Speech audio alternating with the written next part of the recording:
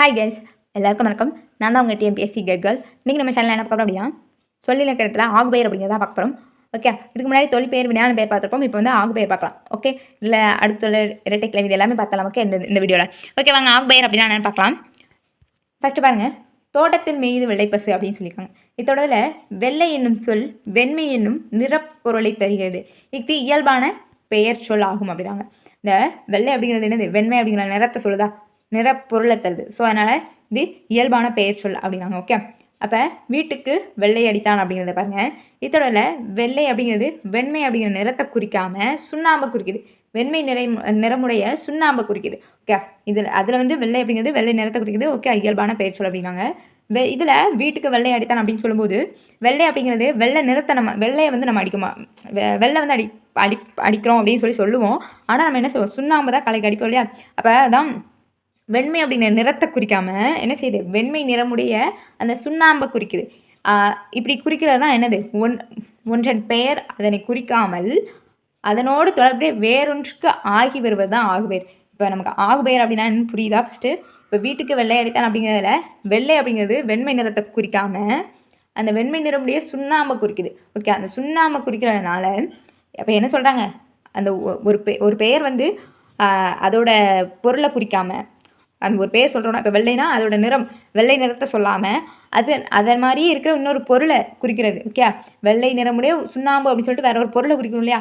அதான் ஒன்றன் பெயர் அதனை குறிக்காமல் அதனோடு தொடர்புடைய வேறு ஒன்றுக்கு ஆகி வருவது. வேறு அதே மாதிரி உள்ள வேறு ஒன்றுக்கு வந்து ஆகி வருவது அதே மாதிரி இருக்கிறதா சொல்கிறது என்னது, ஆகுபெயர் அப்படின்னாங்க. வேறொன்றுக்கு ஆகி வருவது ஆகுபெயர் அப்படின்னாங்க. ஓகே, இது பாருங்கள், பொருள் இடம் காலம் சினை பண்பு தொழில் ஆகிய 6 வகையான பெயர் சொற்களிலுமே ஆகுபெயர்கள் உண்டு. ஓகே, பொருள் இடம் காலம் பண்பு சினை பண்பு தொழில் அப்படின்னு சொல்லிட்டு 6 வகையான பெயர் சொற்கள் இருக்கு இல்லையா, அதில் எல்லாத்துலேயுமே ஆகுபெயர் அப்படிங்கிறது உண்டு அப்படின்னாங்க. ஓகே ஓகே இப்போ பொருளாகுபெயர் அப்படிங்கிறது ஃபஸ்ட்டு பொருள் பார்த்தோம் இல்லையா, அதில் பொருளாகுபெயர் அப்படிங்கிறது ஃபஸ்ட்டு பார்க்க போகிறோம். பொருளாகுபெயர் அப்படின்னா என்னென்னு பாருங்கள். முதற் பொருளின் பெயர் அதன் சினைப்பொருளுக்கு ஆகி வருவது பொருளாகுபெயர் எனப்படும். இது முதலாகுபெயர் என்றும் அழைக்கப்படும். இதுக்கு இன்னொரு பேர் என்ன, அப்போ முதலாகுபெயர் அப்படிங்கிறது பொருளாகுபெயர் அல்லது முதலாகுபெயர் அப்படின்னு சொல்லலாம். பொருளாகுபெயர் அப்படின்னா எப்படி இருக்குமா, ஒரு பொருளோட பெயர் அதோட சினைப்பொருளுக்கு ஆகி வர்றது. ஓகே, ஒரு பொருளோட பெயர் அதோட சினை பெயருக்கு ஆகி வருது. இப்போ எக்ஸாம்பிள் பார்த்தா போய் பாருங்க, மல்லிகை சூடினால் அப்படின்னா மல்லிகை என்னும் ஒரு முழு பெயரின் பெயர் அதன் உறுப்புக்கு ஆகி மலருக்கு. அதாவது என்ன சொல்கிறாங்க அப்படின்னா, மல்லிகை சூடினால் அப்படின்னா மல்லிகை அப்படின்னு என்ன சொல்கிறாங்க, அந்த மல்லிகை அந்த செடி இருக்கும் இல்லையா, அந்த மல்லிகைப்பூ செடி இருக்கும் இல்லையா, அதை தான் சொல்கிறாங்க அப்படின்னு சொல்கிறாங்க. அந்த மல்லிகை செடியை வந்து நம்ம அப்படியே சூட முடியாது இல்லையா, தலையில் வச்சுக்கிட முடியாது. மல்லிகை பூவை சூடினால் அப்படின்னு தான் வந்திருக்கணும். ஆனால் இங்கே என்ன இருக்குது, மல்லிகை சூடினால் அப்படின்னு இருக்குது. அப்போ மல்லிகை சூடினால் சொல்லும்போது நமக்கு என்ன வருது, அந்த பூவுக்கு பதிலாக என்னது, அந்த செடி அந்த மரம் அந்த மல்லிகை செடி இருக்கு இல்லையா, ஸோ அது வந்து ஆகி வருது அப்படின்னாங்க. ஓகே, அந்த மல்லிகை பூ அப்படிங்கிறதுக்கு பதிலாக அந்த மல்லிகை செடி அதை முழு பொருளை அதுதான் சொல்கிறாங்க. அந்த அது எதுலேருந்து கிடைக்குதோ அந்த இதை சொல்கிறாங்க. ஓகே, புரியுதா? அதான் அந்த பூக்கு பதிலாக இது ஆகி வருது. ஓகே, இப்போ பாருங்க, இப்பொருளின் பெயர் அதன் சினையாகிய உறுப்புக்கு ஆகி வருவது பொருளாகுபெயர் எனப்படும் அப்படின்னாங்க. இதனை வந்து முதலாகுபெயர் எனவும் கூறுவர் அப்படின்னாங்க. இப்போ மல்லிகை சூடினா அப்படிங்கிற எக்ஸாம்பிள் புரிஞ்சா பாருங்க, அடுத்து பாருங்க, முல்லையை தொடுத்தால் அப்படின்னாங்க. முல்லையை தொடுத்தால் அப்படின்னா முதல் பொருளாகிய முல்லை கொடி, அதாவது முல்லையை தொடுத்தால் அப்படின்னா அந்த முல்லை எதுலேருந்து கிடைக்குது, அந்த செடியை சொல்கிறாங்க. ஓகே, அந்த கண்ணு அதை சொல்லக்கூடியதான் முல்லையை தொடுத்தால் அப்படின்னு சொல்லி வந்தாங்க. இப்போ இது எப்படி வந்திருக்கணும் இந்த சென்டென்ஸ் அப்படின்னா, முல்லை பூவை தொடுத்தால் அப்படின்னு சொல்லி வந்திருக்கணும். அதுதான் கரெக்டான சென்டென்ஸே. ஆனால் அந்த முல்லை பூவுக்கு பதிலாக முல்லை அப்படின்னு சொல்லிட்டு அந்த செடி அந்த கண்ணு இருக்கு இல்லையா, அந்த எதுலேருந்து கிடைக்கிறோம் அந்த கண்ணு அதை தொடுத்தால் அப்படின்னு சொல்லிட்டு வந்திருக்கு. ஸோ அதனால் இதை என்ன சொல்கிறாங்க அப்படின்னா, பூவுக்கு பதிலாக என்ன வந்திருக்கு, அந்த கண்ணு வந்து ஆகி வந்திருக்கு. ஓகே, பாருங்கள், அதன் சினை உறுப்பு ஆகிய பூவுக்கு ஆகி வந்திருக்கு. அந்த சினை அந்த உறுப்பு, அதாவது ஃபுல் உறுப்பை வந்து அந்த சினைக்காக ஆகி வந்திருக்கு அப்படின்னாங்க. இதனால தான் இது சினையாக பெயர். ஒன்றுக்கு பதிலாக ஒன்று ஆகி வர்றதா சினையாக பெயர். ஓகே, இப்போ முல்லையை அப்படின்னு சொல்லி இதில் எதை குறிப்பிட்டிருக்காங்க அப்படின்னு சொல்லி நான் சொல்கிறேங்கிறது புரியுதா, அது ஃபுல்லாக அந்த செடியை சொல்கிறது. ஓகே ஓகே இதுங்க முல்லை பூவை தொடுத்தால் அப்படிங்கிறதா வந்திருக்கும். முல்லையே அப்படின்னா அந்த ஃபுல் அந்த செடியை வந்து சொல்கிறது. ஓகே ஓகே அதுக்கு அதான் முல்லை பூவுக்கு பதிலாக அந்த செடியாக ஆகி வந்திருக்கு இல்லையா, அதை தான் சொல்கிறாங்க. ஓகே, அடுப்பாங்க, முக்கனிகளில் எனக்கு பிடித்தது பலா அப்படிங்கிறாங்க. இப்போ பலா அப்படிங்கிறது பலா மரத்தை குறிக்குது. ஓகே, பலா அப்படிங்கிறது பலா மரத்தை குறிக்குது. ஆனால் அந்த பலா மரம் வந்து எதுக்கு ஆகி வந்திருக்கு, அந்த பழத்துக்கு ஆகி வந்திருக்கு. அதான் சொன்னாங்க, மரத்தின் பெயர் பழத்துக்கு ஆகி வந்தது அப்படின்னாங்க. இதே மாதிரி தான் அந்த முல்லைப்பூக்குமே ரெண்டுக்குமே அதே தான். மல்லிகை அப்படிங்கிறது மல்லிகை அந்த செடி வந்து பூவுக்கு ஆகி வந்திருக்கு. முல்லை அப்படிங்கிறது முல்லை செடி வந்து பூவுக்கு ஆகி வந்திருக்கு. ஸோ அதை தான் நான் சொல்கிறேன். இவ்வளோ நான் புரிஞ்சான்னு தெரியல ஃபர்ஸ்ட்டு சொல்லும்போது. ஓகே, இது பார்க்கும்போது புரிஞ்சுக்கணும்னு நினைக்கிறேன். முக்கனிகளில் எனக்கு பிடித்தது பலா அப்படின்னு சொல்லும்போது, பலா அப்படிங்கிறது எதுக்கு ஆகி வந்திருக்கு? அந்த பலா அப்படிங்கிற மரத்தோட பெயர் பழத்துக்கு ஆகி வந்திருக்கு. ஸோ இதுதான் என்னது? பொருளாக வேர். ஒன்றுக்கு பதிலாக இன்னொன்று ஆகி வர்றது பொருளாக வேர். ஓகே ஓகே அடுத்து பாருங்க, இடவாகு பெயர். ஓகே, ஒரு இடத்தின் பெயர் அந்த இடத்தில் உள்ள பொருட்களுக்கு ஆகி வருவது இடவாகு பெயர் எனப்படும். ஓகே, இப்போ என்ன சொல்கிறாங்க அப்படின்னு பாருங்க. எக்ஸாம்பிள் பாருங்க ப்ரோ. சடுகுடு போட்டியில் தமிழ்நாடு வெற்றி பெற்றது அப்படின்னாங்க. சடுகுடு போட்டியில் தமிழ்நாடு வெற்றி பெற்றது அப்படின்னாங்க. ஓகே, இப்போ தமிழ்நாடு என்னும் பெயர் அவ்விடத்தை சேர்ந்த விளையாட்டு அணியை குறிப்பதால் இது இடவாகு பெயர் ஆகும் அப்படின்னாங்க. அதாவது அந்த சடுகுடு போட்டியில் தமிழ்நாடு வெற்றி பெற்றதுன்னா தமிழ்நாட்டு அணி தான் வெற்றி பெற்றுச்சு. தமிழ்நாடு வெற்றி பெற்றதுன்னு சொல்லக்கூடாது. தமிழ்நாட்டு அணி வந்து வெற்றி பெற்றது அப்படின்னு தான் சொல்லணும். தமிழ்நாட்டு அணி வந்து சடுகுடு போட்டியில் வெற்றி பெற்றுச்சு. ஆனால் அந்த அணியை சொல்லாமல் தமிழ்நாடுன்னு சொல்லியிருக்காங்க. ஓகே, அப்போ இடத்தை மட்டும் சொல்லியிருக்காங்க. அந்த யாருன்னு சொல்லாமல் அந்த இடத்தை மட்டும் சொல்லி வந்திருக்கிறதுனால இது என்னது? அந்த அணிக்கு பதிலாக தமிழ்நாடு அப்படின்னு சொல்லிட்டு ஆகி வந்திருக்கு. ஸோ இது என்னது? இடவாகு பெயர் அப்படிங்கிறாங்க. ஓகே, அடுத்து பாருங்க, வகுப்பறை சிரித்தது அப்படிங்காங்க. வகுப்பறை சிரித்தது அப்படின்னு சொல்ல மாட்டோம். வகுப்பறை உள்ள மாணவர்கள் சிரித்தனர் அப்படின்னு தான் சொல்லுவோம். ஓகே, அப்படி தான் சொல்லணும். ஆனால் வகுப்பறை சிரித்ததுன்னு எதுக்கு வந்திருக்கு? மாணவர்களுக்கு ஆகி வந்திருக்கு. மாணவர்கள் சிரித்தார்கள் அப்படின்னு சொல்கிறதுக்கு பதிலாக வகுப்பறை சிரித்தது அப்படின்னு சொல்லி ஆகி வந்திருக்கு. ஸோ இது என்னது? இடப்பெயர். வகுப்பறை அப்படின்னு சொல்லிட்டு இடத்தை குறித்து வந்திருக்கு. ஸோ அதனால் இது என்னது?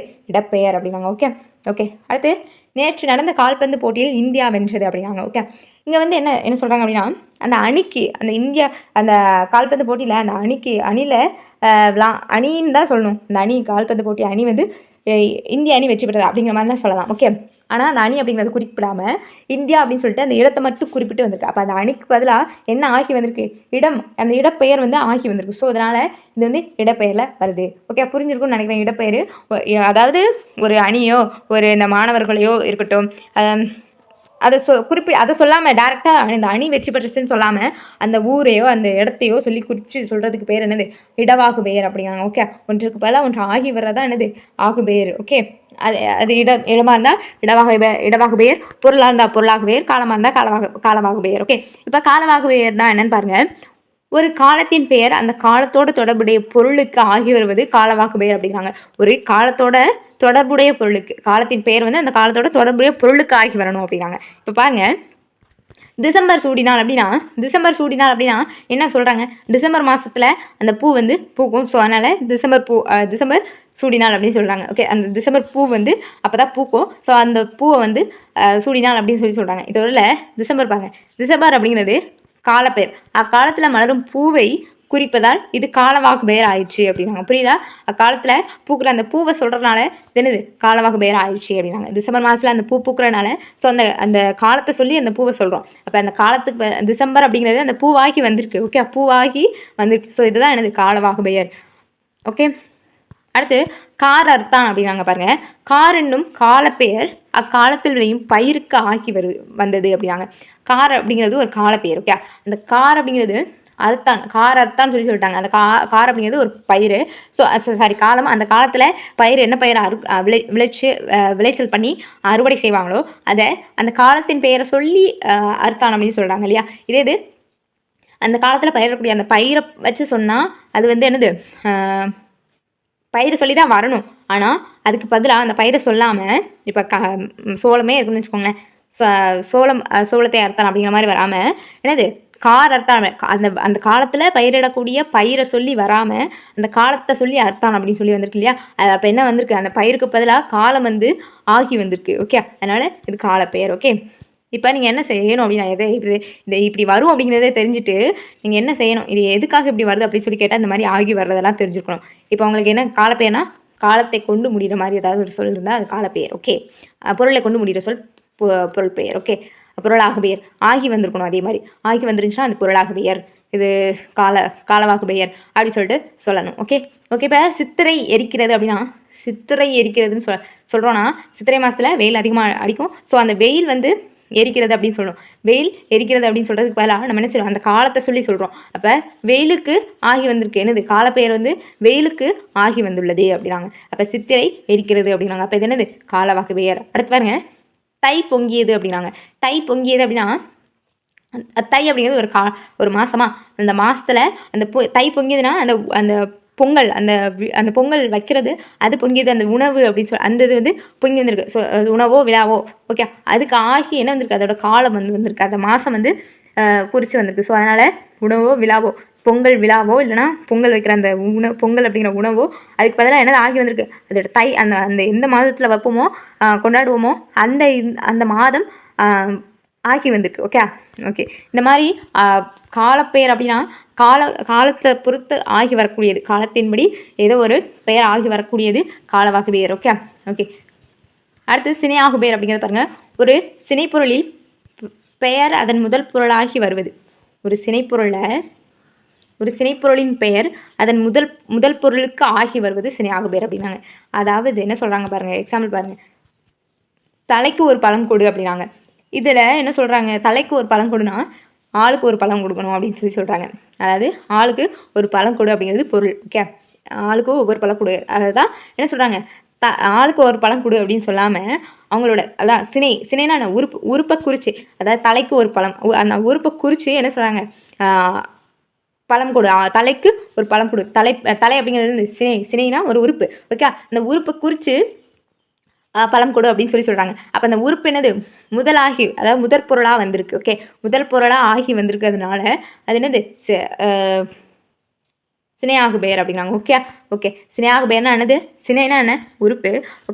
அப்போ சினை அப்படிங்கிற உறுப்புக்கு ஆகி வரக்கூடியதான் முதற் பொருளாக, அந்த சினைப்பொருளில் முதற் பொருளாக வரணும். சினைப்பொருளோட பெயர் வந்து அதோட முதற் பொருளுக்கு ஆகி வரணும். அந்த மாதிரி அமையக்கூடியதான் என்னது சினையாகு பெயர். சினைப்பொருள்லாம் என்ன, ஃபஸ்ட்டு சினைப்பொருள்னா என்ன, சினைனா ஒரு மரமோ நம்ம மனிதர்களோ இருக்கோம்னா நம்ம கண் காது அப்படிங்கிறது ஒரு சினை. அது என்ன ஆகணுமா, முதற் பொருளுக்கு ஆகி வரணும் அப்படின்னாங்க. முதற் பொருள்னா என்ன, இப்போ ஆளுக்கு அப்படின்னு சொல்கிறது பதிலாக நம்ம தலைக்கு அப்படின்னு சொல்கிறோம். ஒவ்வொரு ஆளுக்கும் ஒரு பழம் கொடு அப்படின்னு சொல்கிறதுக்கு பதிலாக தலைக்கு அப்படின்னு சொல்கிறோம். அதுதான் முதற் பொருளாக ஆகி வந்திருக்கு அப்படின்னாங்க. ஓகே நெக்ஸ்ட் பாருங்கள். மறுக்கொழுந்து நட்டான். மறுக்கொழுந்து நட்டான் அப்படின்னா மறுக்கொழுந்து என்னும் சினைப்பெயர் அதன் செடிக்கு ஆகி வந்தது. மறிக்கொழுந்து செடியை நட்டான் அப்படி சொல்லணும். ஆனால் அப்படி சொல்லாமல் மறிக்கொழுந்து அப்படின்னு சொல்லும்போது மறிக்கொழுந்து அந்த கட்டுவாங்கலாம் மாறதில்லை அந்த மாதிரி. ஸோ அந்த மறிக்கொழுந்து அப்படின்னு சொல்கிறாங்க, அந்த இதுக்கு ஆகி வருது அப்படின்னாங்க. அப்போ செடிக்கு ஆகி வரக்கூடிய என்னது மறிக்கொழுந்து அப்படிங்கிறது செடிக்கு ஆகி வருது. செடியை நட்டான் அப்படின்னு தான் சொல்லணும், ஆனால் மறிக்கொழுந்துன்னு சொல்லிட்டு சிம்பிளாக சொல்லியிருக்காங்க. ஸோ அந்த மறிக்கொழுந்து செடியில் உள்ள உறுப்பு தான் என்னது மறிக்கொழுந்து. மறிக்கொழுந்து செடியில் இருக்கிற உறுப்பு மறிக்கொழுந்து. அதனால் அந்த செடிக்கு ஆகி வந்திருக்கு மறிக்கொழுந்து அப்படிங்கிறது. ஸோ அதனால் இது என்ன சினையாகு பெயர். பாருங்கள், தலைக்கு 10 ரூபாய் கொடு அப்படிங்கிறத உறுப்பின் பெயர் அந்த உறுப்பின் முதற் பொருளாகி வந்துள்ளது.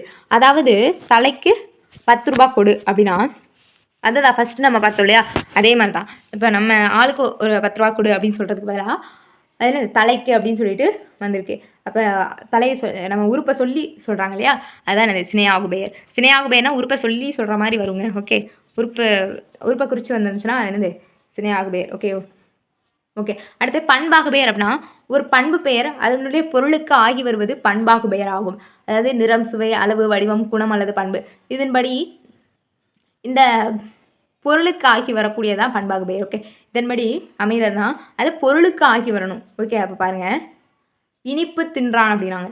இனிப்பு தின்றான் அப்படிங்கிறது பண்பு பெயர் அதாவது இனிப்பு அப்படிங்கிறது ஒரு பண்பு. இனிப்பு அப்படிங்கிறது என்னது சுவை அப்படிங்கிறதுல வருமா, சுவை அப்படிங்கிறதுல இனிப்பு அப்படிங்கிறது இனிப்பு சுவை அப்படின்னு சொல்லிட்டு ஒரு பண்பில் வரக்கூடியது. ஸோ இந்த பண்பு தின்பண்டத்தை குறிக்கிறது. இனிப்பு தின்றான் அப்படின்னா ஏதோ ஒரு ஸ்வீட்டோ ஒரு சாக்லேட்டோ ஏதோ சாப்பிட்றான் அப்படின்னா அந்த தின்பண்டத்தை வந்து குறிப்பிடுது. அப்போ அந்த இனிப்பு அப்படிங்கிற சுவையில் உள்ள பண்பு என்ன ஆகுது, தின்பண்டமாக ஆகி வருது. ஸோ அதனால் இது என்னது பண்பாகு பெயர் அப்படின்னு சொல்கிறாங்க. அடுத்து பாருங்கள், மஞ்சள் பூசினால் அப்படிங்கிறதுல பாருங்கள், மஞ்சள் பூசினால் அப்படின்னா மஞ்சள் அப்படிங்கிறது ஒரு பண்பு. நிறம் சார்ந்த பண்பில் வருவா. மஞ்சள் அப்படிங்கிறது ஒரு பண்பு, அது நிறம் சார்ந்ததில் வரும். அந்த வண்ணத்தில் உள்ள அந்த வண்ணத்தில் உள்ள கிழங்குக்கு ஆகி வந்தது அப்படின்னாங்க. அதாவது மஞ்சள் பூசினால்னா அந்த கிழங்கு எடுத்து தான் நம்ம பூசுவோம் இல்லையா? ஸோ அதனால் அந்த மஞ்சள் அப்படிங்கிறது என்னத்துக்கு ஆகி வருது?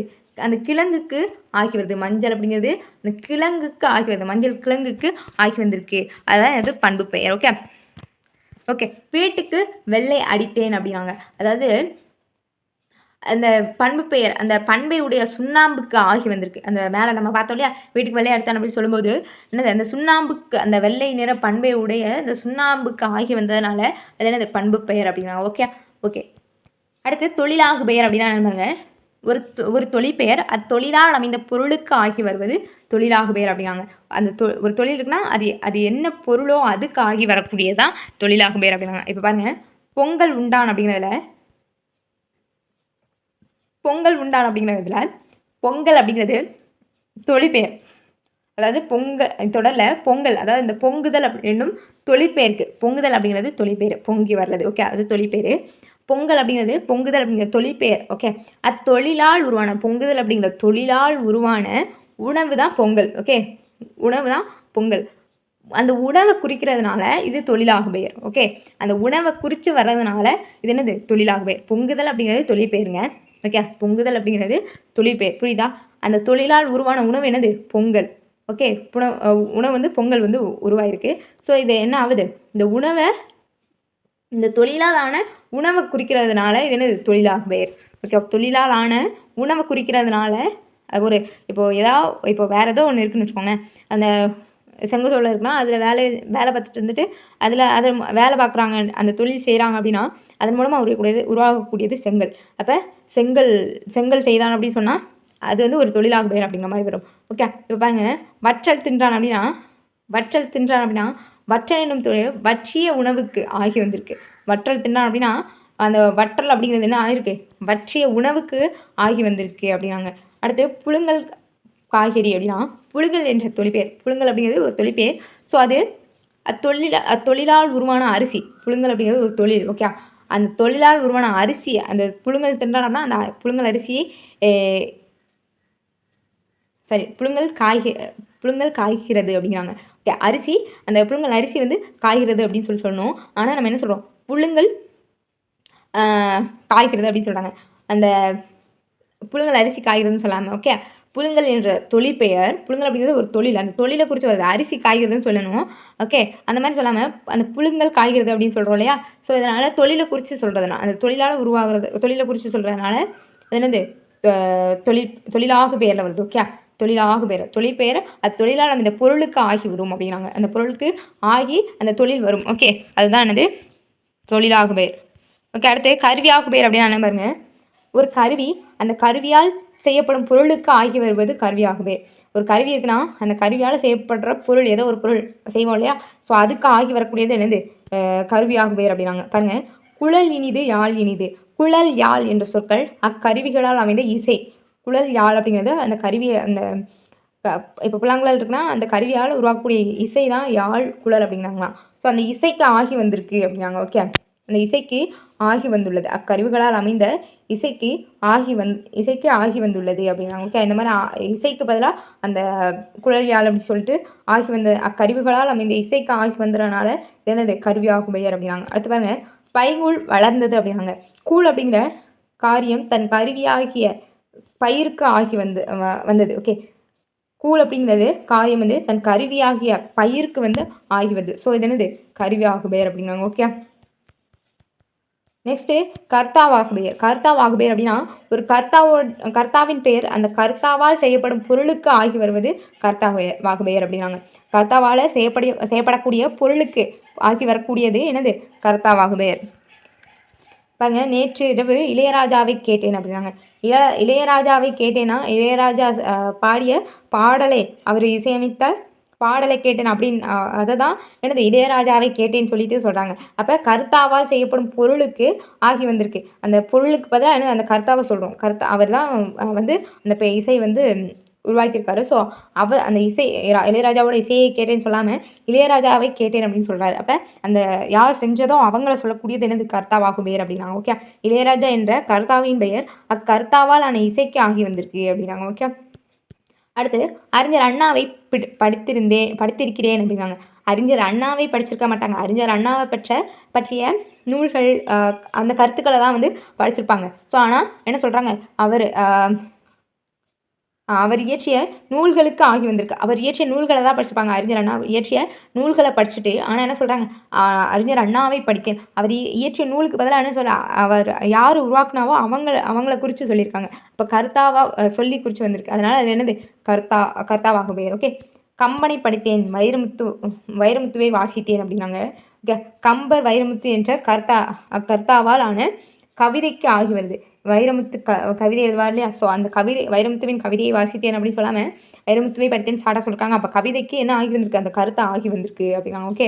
அடுத்து கம்பனை படித்தாலும் கம்பனது கவிதைகளை படித்தேன் அப்படின்னு சொல்லாமல் என்னது, கம்பனை படித்தேன் அப்படின்னு சொல்லியிருக்காங்க. அப்போ அந்த கருத்தா வந்து கவிதைக்கு கருத்தா வந்து கவிதைக்கு ஆகி வந்திருக்கு. ஓகே. அடுத்து காரிய வாக்குபெயர் அப்படின்னா பாருங்க, ஒரு காரியம்னா என்ன, செயலின் பெயர் அதன் காரணத்துக்கு, அதாவது கருவிக்கு ஆகி வருவது என்னது, காரிய ஆகுபெயர். ஓகே. அதாவது ஒரு செயலுக்கு அந்த கருவி எதை வச்சு யூஸ் பண்ணுறோமோ, அந்த என்ன காரணமோ அதை வந்து சொல்கிறது என்னது, காரிய ஆகுபெயர் அப்படிங்கிறாங்க. பாருங்க, அவர் மருத்துவம் படித்தார் அப்படிங்கிறாங்க. மருத்துவம் என்ற காரியம், அந்த செயல் அக்காரியத்தை செய்ய பயன்படும் நூல்களுக்கு ஆகி வந்திருக்கு. மருத்துவம் படித்தார் அப்படின்னா அந்த மருத்துவ புத்தகங்கள்லாம் படித்து தானே அவர் மருத்துவம் படிச்சிருப்பார். ஸோ அப்போ அந்த நூல்களுக்கு ஆகி வந்திருக்கு. அந்த மருத்துவம் அப்படிங்கிற செயல் வந்து நூல்களுக்கு ஆகி வந்திருக்கு. ஓகே. இந்த மாதிரி அமைகிறதான் எனது காரிய ஆகுபெயர் அப்படின்னாங்க. அடுத்து உவமை ஆகுபெயர் அப்படின்னா என்னவாங்க, ஒரு உவமையின் பெயர் அதனால் உணர்த்தப்படும் உவமையத்துக்கு ஆகி வரக்கூடியது உவமை ஆகுபெயர் அப்படின்னாங்க. பாருங்க, மயில் ஆடினால் அப்படின்னா மயில் என்ற உவமை அதன் உவமயமான பெண்ணுக்கு ஆகி வந்துள்ளது. மயில் ஆடினால் அப்படின்னா என்னது, ஒரு பெண்ணை சொல்கிற மாதிரி வந்திருக்கு. ஸோ அதனால் பெண்ணுக்கு ஆகி வந்துள்ளது மயில். ஓகே. இது என்னது, உவமேயம். அதாவது உவமேயம் உவம உருபு அப்படின்னா என்னென்னு நம்ம அடுத்து பார்க்கலாம். ஓகே. அப்போ உவம உருபு அதெல்லாம் பார்க்கும்போது பார்க்கலாம். உவமைனா ஒரு இதை உவமைப்படுத்தி கூறுறது. ஸோ அது மாதிரி அமைகிறது தான் ஒரு இதை உவமைப்படுத்தி கூறுறது. மயிலையும் இப்போ ஒரு பெண்ணையும் ஒப்புமைப்படுத்துகிறாங்க இல்லையா, உவமைப்படுத்துகிறாங்க இல்லையா, ஸோ அதுதான் என்னது உவமை அப்படின்னு சொல்லுவாங்க. ஓகே. அப்போ பெண்ணுக்கு பதிலாக என்ன சொல்கிறாங்க, மயில் அப்படின்னு சொல்கிறாங்க. ஸோ இது என்னது, உவமை ஆகுபெயர். ஓகே. அடுத்து என்ன அளவை ஆகுபெயர் அப்படின்னா, ஒரு அளவை பெயர் அதற்கு தொடர்புடைய பொருளுக்கு ஆகி வருவது அப்படின்னாங்க. ஒரு அளவை பெயர் அது தொடர்புடைய பொருளுக்கு ஆகி வரக்கூடியது தான் என்னது, எண்ண அளவை பெயர். ஓகே. 4 கொடு அப்படின்னா 4 என்ற எண்ண அளவை அது குறிக்கும் பொருளுக்கு ஆகி வந்துள்ளது அப்படின்னாங்க. 4 கொடு அப்படின்னா என்ன பொருள் வேணுமோ அது கொடுன்னு சொல்லி கேட்காம 4 கொடுன்னு மட்டும் சொல்லி கேட்குறாங்க. அப்போ அந்த பொருளுக்கு ஆகி வந்திருக்கு. 4 அப்படிங்கிற எண் அப்படிங்கிறது அந்த எண் வந்து பொருளுக்கு ஆகி வந்திருக்கு. ஓகே. நெக்ஸ்ட்டு ஒன்று பெற்றால் ஒளிமயம் அப்படிங்கிறத பாருங்க. ஒன்று என்னும் எண்ணு பெயர் அவ்வெண்ணுக்கு தொடர்புடைய குழந்தைக்கு ஆகி வந்துள்ளது. ஒன்று பெற்றால் ஒளிமயம் அப்படின்னு சொல்லிட்டு குழந்தை ஒன்று பெற்றால் ஒளிமயம் அப்படின்னு சொல்லுவாங்க இல்லையா, ஸோ அந்த மாதிரி குழந்தைக்கு ஆகி வந்திருக்கு. அந்த எண்ணு பெயர் வந்து எனது குழந்தைக்கு ஆகி வந்திருக்கு. ஸோ இவ்வாறு அமைஞ்சிருக்கிறது எனது எண்ணளவை ஆகு பெயர். ஓகே. அடுத்து பாருங்கள், 2 வாங்கினால் 1 இலவசம். 2 வாங்கினால் 1 இலவசம் அப்படிங்கிறாங்க. 2, 1 என்ற எண்ணல் அளவைகள் அது குறிக்கும் பொருளுக்கு ஆகி வந்துள்ளது. அது என்ன செஞ்சிருக்கு, பொருளுக்கு அது குறிக்கக்கூடிய பொருளுக்கு ஆகி வந்திருக்கு. 2 வாங்கினால் 1 இலவசம் அப்படின்னு சொல்லிட்டு. ஓகே.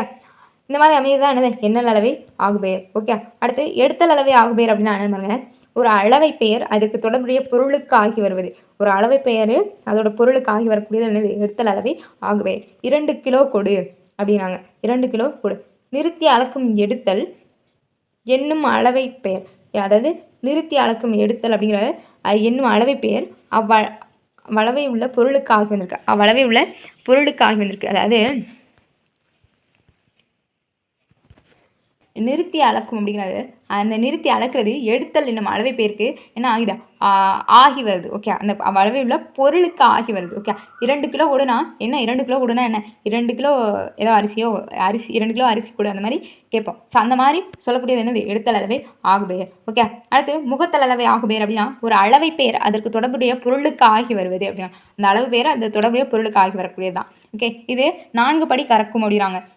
படி அப்படின்னா முகத்தல் அளவை அது குறிக்கும். முகத்தல் அளவை இருக்குல்லையா அதை குறிக்கும். அப்போ பொருளுக்கு பதில் அந்த பொருளுக்கு ஆகி வந்திருக்கு. அந்த படி 4 படி அப்படின்னு சொல்லி ஆகி வந்திருக்கு இல்லையா. இப்போ பால் எவ்வளோ எவ்வளோ லிட்டர் வேணுமோ அது அந்த மாதிரி கொடு அப்படின்னு சொல்லி கேட்போம். அது லிட்டர் கணக்கில் முகத்தல் அளவில். ஓகே, ஆனால் படி அப்படின்னு சொல்லிட்டு இதில் ஆகி வந்திருக்கு இல்லையா? ஸோ அதான் சொல்லியிருக்காங்க பாருங்கள். அரை லிட்டர் வாங்க அப்படின்னா லிட்டர் என்ற முகத்தல் அளவை பெயர் அவ்வளவு இல்லை பொருளுக்கு ஆகி வந்திருக்கு. ஓகே, அரை லிட்டர் வாங்க அப்படின்னா என்ன வாங்கணும்? அரை லிட்டர் பால் வாங்க அப்படிங்கிற மாதிரி சொல்லணும் இல்லையா? ஸோ அந்த பொருளுக்கு பதிலாக லிட்டர் அப்படிங்கிறது ஆகி வந்திருக்கு. ஸோ இவ்வாறு அமைகிறது என்னது?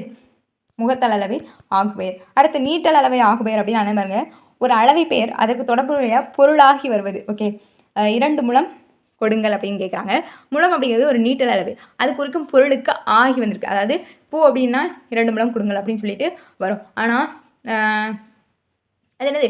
2 முழம் கொடுங்கன்னு சொல்லி சும்மா சொல்கிறோம். அந்த பூவுக்கு ஆகி அந்த முழம் அப்படிங்கிற பெயர் வந்து வந்திருக்கு. Okay okay. அடுத்த 5 மீட்டர் வெட்டினான் அப்படின்னா மீட்டர் என்னும் நீட்டல் அளவை பெயர் அவ்வளவு இல்லை பொருளுக்கு ஆகி வந்திருக்கு. அதாவது அந்த துணிக்கு ஆகி வந்திருக்கு மீட்டர் அப்படிங்கிறது. ஓகே, அந்த 5 மீட்டர் துணி வந்து 5 மீட்டர் கொடுங்க அப்படின்னு சொல்லி கேட்கணும். 5 மீட்டர் வெட்டினான் அப்படின்னு சொல்லி சொல்லணும். ஆனால் அந்த துணிக்கு பதிலாக என்ன வந்திருக்கு? மீட்டர்னு சொல்லி ஆகி வந்திருக்கு. ஓகே, அதை தான் சொல்கிறாங்க. அடுத்து சொல்லாகுபெயர். சொல்லாகுபெயர்னா ஒரு சொல் அது நேரடியாக குறிக்காமல் அதன் பொருளுக்கு ஆகி வரக்கூடியது சொல்லாகுபெயர் அப்படிங்கிறாங்க.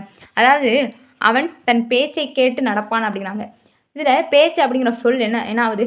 அறிவுரை என்ற பொருள் ஆகி வந்துள்ளது. அவன் என் பேச்சை கேட்டு நடப்பானம்னா அந்த அறிவுரை அப்படிங்கிற பொருளுக்கு ஆகி வந்திருக்கு. அந்த பேச்சை அப்படிங்கிறது அறிவுரை அப்படிங்கிற பொருளுக்கு ஆகி வந்திருக்கு அப்படிங்கிறாங்க. Okay okay. அடுத்து பாடல் என் சிந்தனையை தூண்டியது அப்படின்னாங்க. பாடல் என்ற சொல் பாடலின் கருத்தை வந்து எனக்கு நல்லா அந்த பாடலோட கருத்து வந்து அறிவை வந்து தூண்டிச்சு, சிந்தனை வந்து தூண்டிச்சு அப்படின்னு தான் சொல்லணும். ஆனால் இங்கே வந்து என்ன சொல்லிட்டுருக்காங்க? பாடல் என் சிந்தனையை தூண்டியது அப்படின்னு சொல்லிட்டுருக்காங்க. அப்போ பாடலோட கருத்து என்ன செஞ்சிருக்கு? அந்த பொருளாக ஆகி வந்திருக்கு. ஓகே, பாடலோட கருத்து என்ன ஆகி வந்திருக்கு? பொருளாக ஆகி வந்துள்ளது. Okay okay. அடுத்து